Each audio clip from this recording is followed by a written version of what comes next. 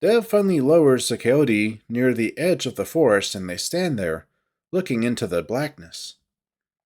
Cameron can only see the branches outlined against the moonlight, but otherwise it's almost like looking into a void. The feeling of emptiness is emphasized by the suddenly quiet desert around them. So I've got like one bar.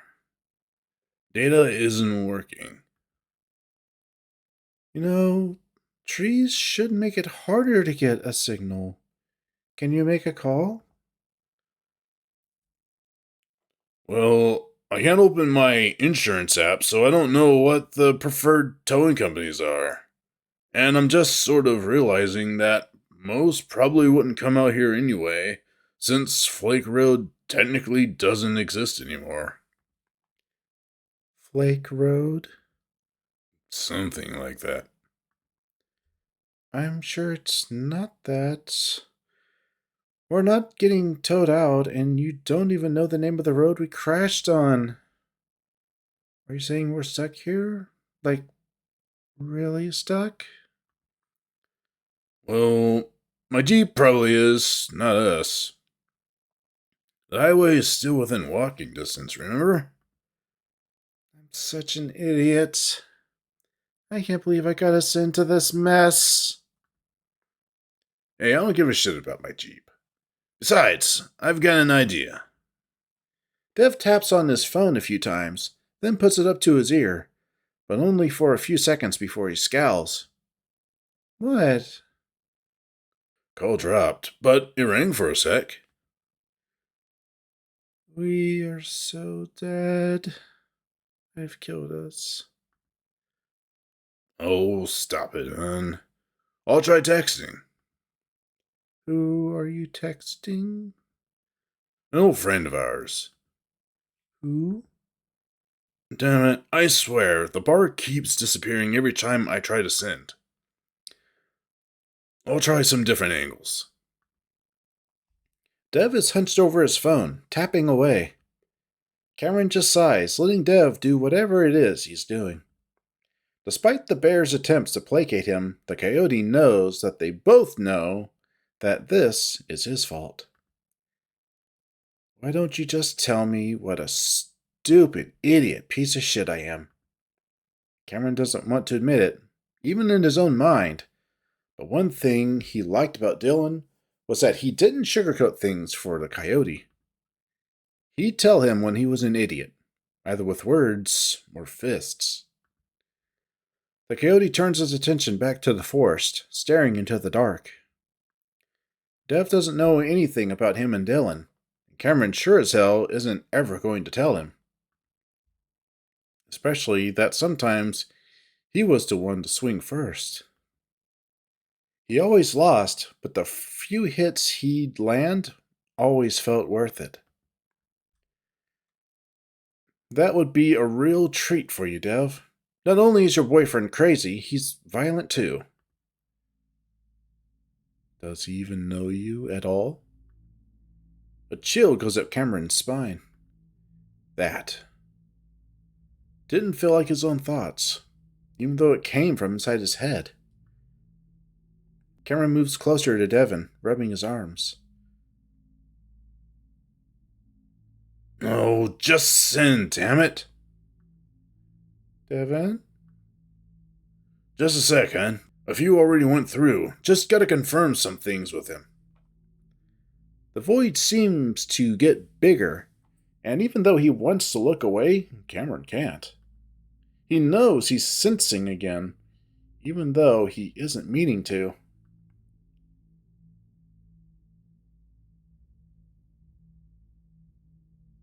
I don't know what it was. That's what really bothers me about it. I think I could handle something like a ghost, but not something like that. So it was just me and my wife, taking a walk through the old forest like we always did, and then, I don't know, I just got this weird feeling and everything went real quiet. Then this voice started, a man's whisper, but it was kinda eerie, like it wasn't real, Hard to explain, but it was like it was an electronic thing. A machine.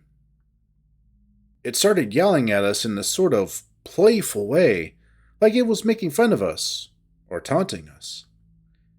It said things like, "The devil walks beside you," and "I'm taking you to hell." Weird crap like that.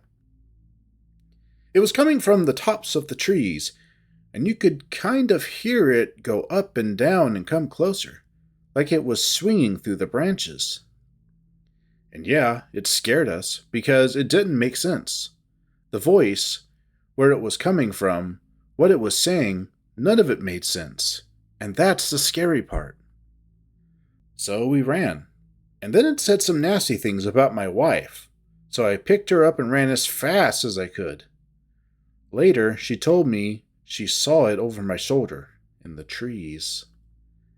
I had a hard time explaining it, which I understand because I can't explain it at all, but she said it was a shadow. A shadow person that was moving through the branches. She said light bent in a weird way around its body, like it was encased in a glass globe or something. She hasn't said much else about it. She doesn't like talking about it, and neither do I. I'm only telling you because I feel like there needs to be a record of it somewhere. Just feels wrong to go out of this life without, I don't know, letting people know that unexplainable stuff happens to a lot of people, and I hope we figure out why. And this might not be important, but I had dreams afterwards where I'd be in that forest, and the shadowy creature would come prowling out into the open. And then sounds would come from where its mouth would be. I'd hear a young man screaming for help, all distorted like it was recorded on a tape, and then there'd be this high-pitched laughter. Shit! Ah! Did you hear that? That laugh? Yeah, sounded like a drunk dude kind of far away. You screaming is what made me scream. It was like a cackle, like a cartoon witch or something. It was right next to us. I've heard it before. Well, I wouldn't say it was like a witch. It was kind of high pitched, I guess. But again, it was pretty distant. I think we should go. But why? I think it's just like a drunk hick or something. I'm almost done messaging Artie. Something bangs like a screen door swinging closed, and not very far away. Who's that squealing? That you, Duke? Got me a 12 gauge right here that'll make you squeal twice as loud if you're snooping around my property again. Dev's voice drops to a whisper. Holy shit. Then, before Cam can fully absorb exactly what's happening, Dev is pulling him along, running full tilt through the sagebrush, toward the road, and back toward Lake Emma.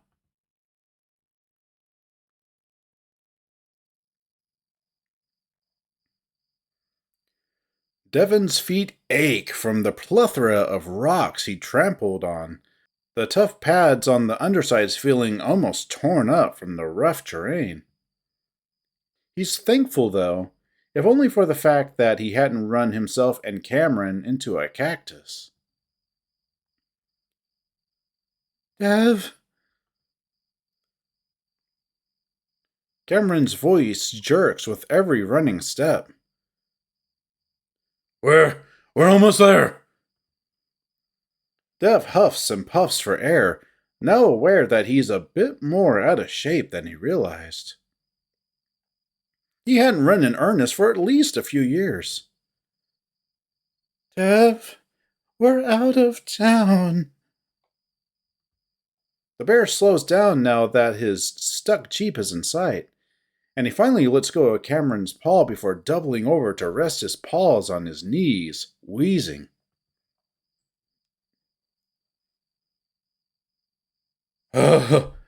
Oh, oh, fuck. Give me a minute. Jesus, are you okay? You sound like you're dying. Oh! Dev! My fucking thigh is cramping like a motherfucker. Holy shit. Dev's large rear hits the ground with a thump as he reaches down to massage the back of his thigh. Oh, thank God. For what? Lay on your back. Before Devon can even follow the directions, Cameron takes the bear's right leg and slowly lifts it up, making Dev spasm as the cramping muscle is slowly stretched out. Oh, fuck. This is what I get for not running since, like, college. Cam gently rocks the leg back and forth. You've run since then. Remember that stupid company triathlon thing we did where you carried me on your back and ran across a soccer field? Despite the light conversation, Dev sees Cam looking over his shoulder toward the town like he's waiting for a mob of hillbillies to come raging up the road. And I told you! Dev, the people here are psycho! Dev grunts as Cameron stretches his leg back again. I think he wasn't being serious. But, yeah, you're right. All the more reason to get the fuck out of here.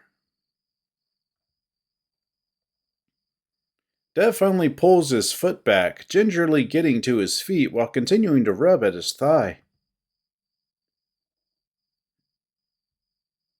Oh, I've never had a cramp so painful. I guess I'm getting old. Take it easy next time. You were more scared than I was. You said yourself that he was just a drunk hick.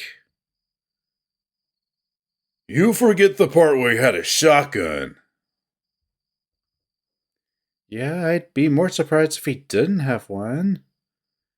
Do you think he's gonna come looking for us? We're not hard to find out here. Sounded like he thought you were some other hick. I think we're fine. I suppose you can put trailer trash in the same category as hick, so that makes sense. We can keep an eye out for right now, though. Just in case. Who did you say you were texting again? Already from college. He just happened to be up, and he's still living in Mesa. Said he'd drive out right away. So he could be here in like 3 hours. Huh. Why Artie, though? I don't know. He was at the top of my contacts list, and I knew he'd still lived in the States, so I gave it a shot. He can give us a ride at least, I guess. He's got one of those massive trucks, so he might be able to pull us out. His last message said he'd be here in 3 hours or less. Well, I guess that's not bad. As long as we're out of here by morning, I don't want you getting caught in the heat all day. We've got a shit ton of water. And if I need to cool down... Dev waves his paw at the lake. Cameron stares at the lake, seeming to think, then looks back at Dev. Listen, while we were in the forest, I don't know. I didn't see anything, but I think I did some light touch sensing the right way. Dev's upbeat mood disappears in an instant. What? Why would you do that? Well, it kind of just happened, and I made sure not to interact or anything, and it was just fine, at least for the most part. What I heard was creepy. Well, okay, well, now I'm gonna tell you to be careful again. Because I don't want a repeat of what happened in the motel. Well, like I said, I couldn't exactly help it. Anyway, do you know about a shadow person in the forest that spoke with a distorted electronic voice? Uh, Dev is caught off guard. He knows Cameron is trying to take the focus off the fact that he's still messing around with the supernatural in a dangerously supernatural place. But he also knows exactly what Cameron is referring to. The chapter in Haunted Echo titled Entities of Static described exactly that. And in the thick of trying to figure out whom to call, he hadn't realized that was the forest. Dev's surprise must be pretty obvious as Cameron grins. No way. Am I right? Cameron's sudden joyous reaction surprises the bear. well, yeah, you're right. Can you believe this? Sorry, I don't know why I'm so happy. It's just, there's a fucking reason for being the way I am. I can't deny it anymore. It's hard to explain, but that kind of changes my entire life. I just. Cam's bottom lip trembles with emotion, and Dev shakes off his feelings of unease, drawing him into a hug. Come here. I know what you mean, baby. Well, I don't personally know, but I've wanted you to feel that way for a long time. I'm really happy for you. I feel like I can do something. I don't know. I feel like I can do something. Oh. Maybe even help people with this? Cameron's voice is muffled against Dev's chest. Oh, sure. Of course. Let's find a better place than here, okay? Dev nuzzles Cameron reassuringly. But the coyote doesn't answer, and even though that bothers the bear, he doesn't press the issue, just wanting Cameron to feel happy for now.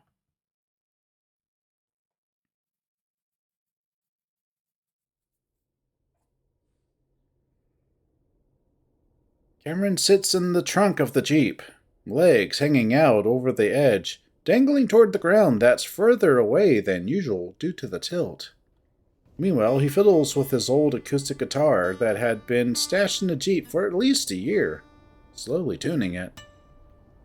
He hadn't even remembered it was there until they folded down the seats for a place to try and sleep. He'd last played it at Devon's parents' house because they wanted to hear him perform, and he just left it there in the Jeep afterwards. He hadn't had a reason to play it since. The rest of the night, or early morning, really, hadn't been terrible. Dev was easily comfortable. The hard surface not at all that different from his side of the mattress, which was rock hard compared to Cameron's much squishier foam. He had tossed and turned until Dev finally pulled him in to lay his head on the bear's stomach. The soft, warm surface enough to lull Cameron into a dozing state of consciousness while Dev snored loudly. He'd gotten used to the snoring after all these years, and now found it comforting rather than annoying. It was a good night, considering the circumstances. Dev had been unsure about sleeping in the tilted Jeep at all because it gave him a bad feeling. He also had a bad feeling about Cameron going back to the motel with him, so he'd left him here alone while the bear gathered up the rest of their stuff. 5 hours had passed since Artie texted Devon, so the bear had been getting antsy about that as well. They'd had a bit of an argument, and Cameron only agreed to stay behind when Dev promised not to go back to that forest to text Artie again. Now Cameron sits there moping, the feeling of a lopsided relationship returning. I suck at guitar. He mumbles to himself quietly out of habit, knowing people didn't like hearing it since he was good enough, which had been his goal. All of his singer-songwriter idols played guitar, and he wanted to be just like them. He'd forced himself to learn how to become good enough with all the awkward fingering, the constant tuning, and the pain of holding down steel strings with his finger pads, even after he built up calluses. That's how he described guitar in general. A pain. He preferred piano, and that's what he used to write all of his music. But the devastatingly sad men of the 90s Northwest indie music scene didn't play piano. They played guitar, because they were also rugged and tough, molded by the logging towns they originated from. It turns out that one's image is just as important in indie as it is in pop, despite the former trying to convince itself it isn't. So Cameron had tried to conform to that, and in the end, it hadn't mattered. The hours and hours dedicated to learning the instrument through high school and college now felt wasted. Still, the feeling of the instrument is familiar in his paws, even if his fingers are already getting sore. He tries to think of one of his less embarrassing songs, one of the ones where he wasn't just wearing the influence of cloudy, dreary, northwestern cities on his sleeve, even though that's where he's from. He tried and failed to duplicate their poetic and opaque lyricism. Instead, he found himself slipping back again and again to the style of his own generation. While his idols of the 90s wove lyrics that forced the listener to delve into something complex, to find meaning in the metaphors and symbolism, singer-songwriters born in the 90s, like himself, presented their lyrics in a more literal, honest way that often describes specific situations with seemingly nothing hidden. To Cameron, it's two sides of the same coin. Instead of discovering meaning and complexity, it's about discovering complexity and simplicity. He sighs, deciding it's tuned well enough. He glances up, making sure Dev isn't heading back before playing. He's badly out of practice, but he starts to slowly warm up. Cameron sings quietly, almost under his breath. This particular song got the attention of an independent label on the West Coast after one of their scouts heard it on the college radio station. They signed him in his junior year of college. Looking back, it was the highest point of his life. Dev had celebrated in earnest, happily telling him that he'd make more money than he himself ever would. But what Cameron didn't realize was that even after being signed, he could still be dropped without releasing any of his music, and after what was probably the lowest point in his life, they did just that. Dropped over text message with his agent saying the demos he'd made in studio weren't up to their quality standard. That hurt a lot, because he knew it was true. He'd been nervous the entire time, and his output wasn't even close to what he was capable of. Though he tried to comfort himself with the idea that most musicians go it alone these days, his own postings on the internet barely got more than a few dozen listens. Then he finally realized that he was in it for the wrong reason. His peers just like playing music, throwing stuff out into the ether, whether anyone heard it or not. Cameron needed an audience to stay motivated, to be famous. So in a way, I fucking deserved it. At least Devin never brought it up. Cameron stops playing, having seen brownish fur out of the corner of his eye. He thinks it's Dev, and immediately feels his face flush, freezing and just sitting there.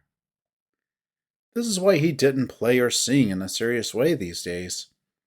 Now it just feels like he's showing off a skill that he was never really skilled at in the first place. But after a while, he doesn't hear anything. No voice, no footsteps. Biting through his embarrassment, Cam looks up the road where he'd been certain his boyfriend had been watching him.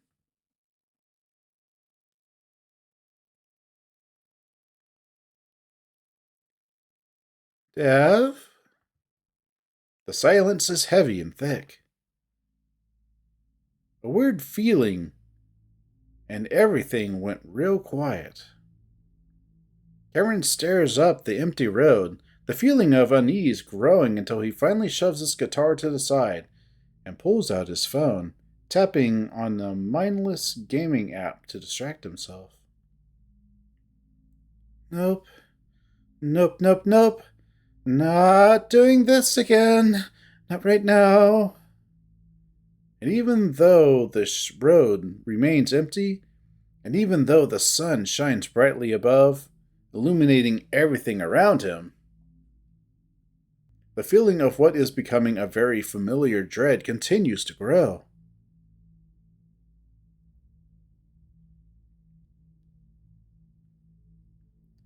Then that light shining down on everything changes, shifting to a more golden glow.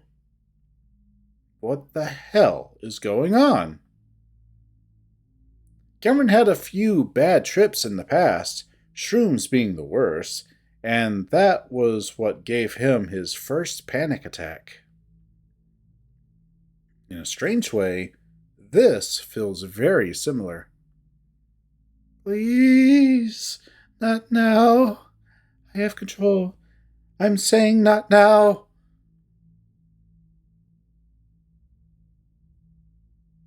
No control. Shit! That voice. Well, that feeling. It instantly made all the fur on the back of his neck stand up. Cameron starts walking up the road, toward Echo just under a mile away.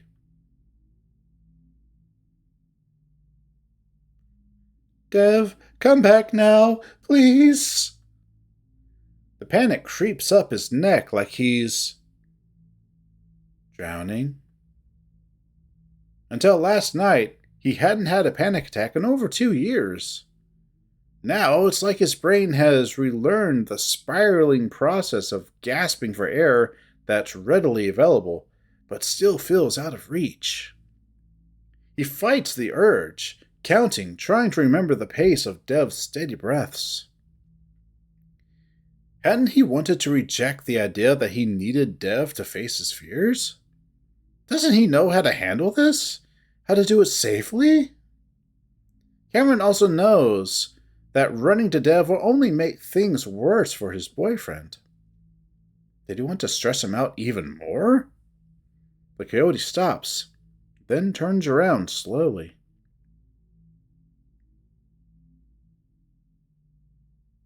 Just like that, the feelings of panic and terror slowly fade away to be replaced by a feeling of purpose. Something solid. Something resolute in its existence. Something that's already happened. Nothing can be done to change it.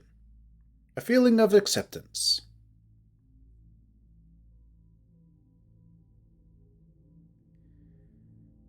Cameron walks slows to a more measured pace, mirroring someone just outside of his view. In another place? No. In this same exact place, just in a different time. Cameron knows what's happening. and he questions what he's about to do. But this new feeling of calm assuredness. Cameron knows what's happening, and he questions what he's about to do. But with this new feeling of calm assuredness, the coyote decides to let it happen. Dev didn't want him doing this because he had a change of heart. But so has Cameron. And this is his choice to make. So he lets it happen. And he senses this person. A girl. A feline. Walking just like him. Years and years ago.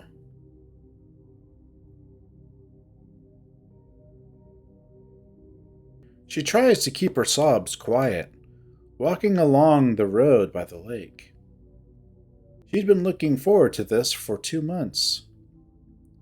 She'd saved up money from babysitting jobs to buy her own dress, her own fake jewelry, and her makeup. Her father had found the makeup a week ago and threw it away, telling her only bad things happened to girls who wore makeup. Even then, she'd still had the dance to look forward to. But now James, her ex from last year, had ruined it.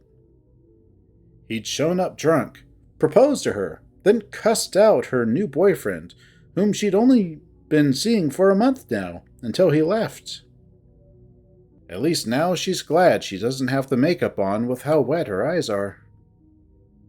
This had been the last dance of the year at Echo High, and she's worried she's going to graduate with no boyfriend at all, and no money to go anywhere. Lost in her thoughts, she notices fast, pounding footsteps only seconds before it happens. Before it happens. She sees James as it happens. She realizes what's happening in that same moment. Knowing him, this is actually something she expected. And in that moment, she decides that maybe this is for the best. Cameron? Lost in the vision, Cameron feels himself recoil from something touching him. Cameron loses his balance, windmilling his arms comically, and he has a split second to recognize Dev. The bear has his paw out, like he's been resting it on the coyote's arm. The look of shock is mirrored on his boyfriend's face, before he goes over the edge and straight into the lake. Cameron!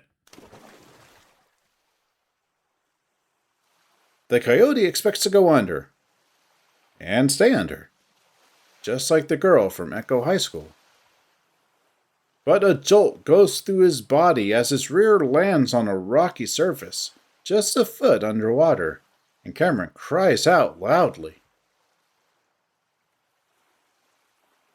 Fuck!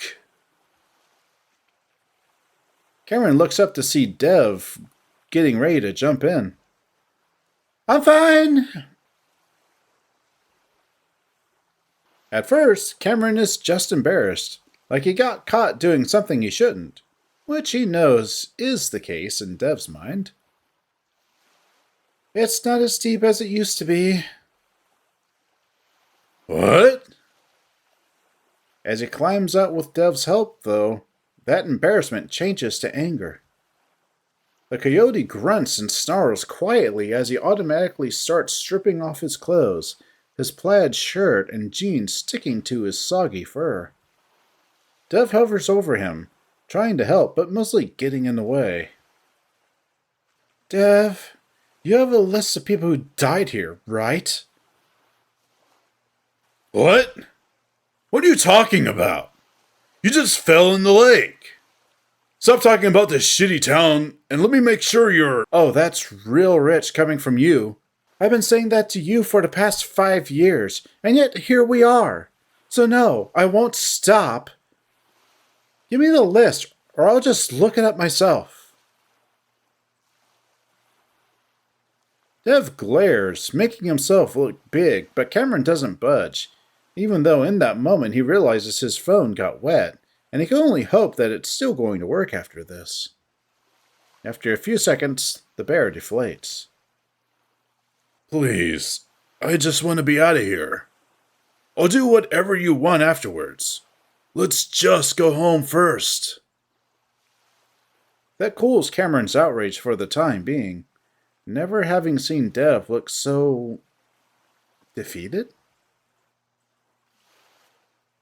We will go home, and I'm sorry I'm being like this, but you have to understand that this is changing everything for me.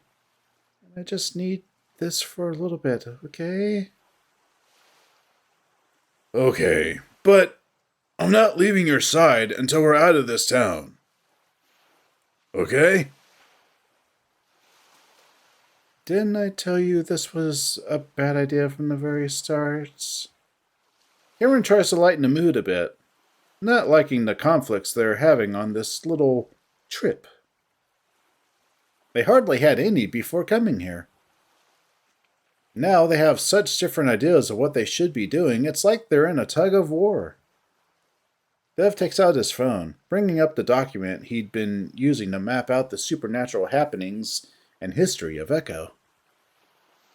So, it was a girl, teenager, a bobcat, from like the 50s, I think.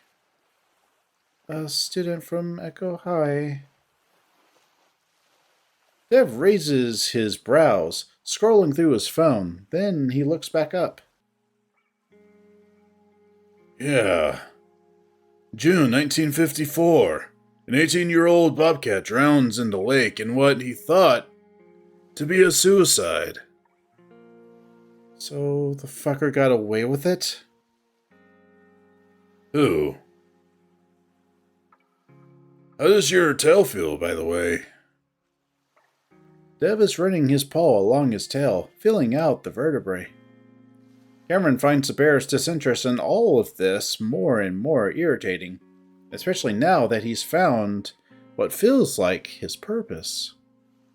He can help. Somehow. Dev hits a bruised spot on his tail and the coyote winces before shoving his paw away. Ow! Not now, Dev! Listen, her ex-boyfriend killed her. I saw him run up and push her into that lake. Did you have to experience that? Do you feel okay? Dev! I'm not important here. This is about someone who got murdered, and some piece of shit got away with it. First of all, don't call yourself unimportant. You're still alive, and you're going to keep it that way by not falling into lakes because of these awful visions. I need to tell her family, or at least someone so people know the truth. Devin frowns deeply at the coyote. Listen, babe, I know you can see things that I can't and all, but I gotta be honest and say that no one's gonna care. They're dead. The girl, and more likely her ex, too. That's short-sighted as hell, Dev. You could definitely still be alive, having lived a full life after murdering someone. And she might have siblings who are still alive, or I don't know. I think someone probably gives enough of a shit to want to know. And then what? You go up to them and tell them you're psychic, and that you had a vision of their loved one being murdered? Besides, I wouldn't be surprised if everyone knew what happened. A lot of times they do. There just isn't always enough evidence. Cameron feels his face get hot, glaring at the asphalt. You wanted me to do this. You wanted answers. Why are you holding me back now? Because I'm terrified right now. Of this town, Of the ghosts. Of you getting hurt somehow because of the rate things are going. That's what's probably gonna happen. I want to know where Lupita is. But she died because I made stupid mistakes. I can't have the same thing happen to you. Cameron's face gets hot again as he realizes Dev is about to cry, and his resolve wavers. He starts to step forward, to hold Dev like the bear had held the coyote so many times. But then, the two of them look up to see a rather small sedan pulling up the road, a figure inside waving enthusiastically through the windshield.